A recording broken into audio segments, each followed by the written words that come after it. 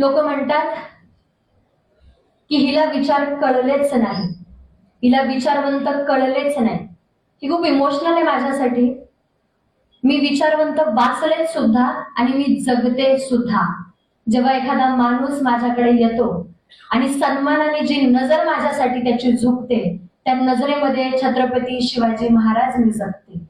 अन्याय जेव्हा होतो आणि न्यायाची मागणी जेव्हा मी करते, त्या न्यायामध्ये मी डॉक्टर बाबासाहेब आंबेडकर हे मी जगते. एखादा मुलगा आणि एखादी मुलगी जेव्हा शाळेच्या वाटेवरती उभे असतात, तेव्हा मी सावित्री ज्योती बघते. अरे एखाद्याचं मराठ्याचं पोरग जेव्हा जय भीमच्या पोराच्या आनंदामध्ये सामील होतं, तेव्हा मी छत्रपती राजश्री शाहू महाराज बघते, ज्यांनी डॉक्टर बाबासाहेब आंबेडकरांसाठी साखर वाटली होती की पोरग बॅरिस्टर झालं म्हणून. जेव्हा आपण म्हणतो ना ही मुंबई माझी आहे, गर्वाने जेव्हा म्हणतो अरे ही मुंबई आमची आहे, त्या लेखणीत मी अण्णाभाऊ साठे बघते. तुम्ही महाराष्ट्रातले लोक इतिहास विसरले असाल, आजही माझ्या रक्तात तो इतिहास झळकतो आणि मला तो दाखवायचा आहे की मी शिवनेरीतली आणि त्या मातीतली मुलगी आहे, जिच्या हातामध्ये बांगड्यांपेक्षा आधी तलवार दिली जाते.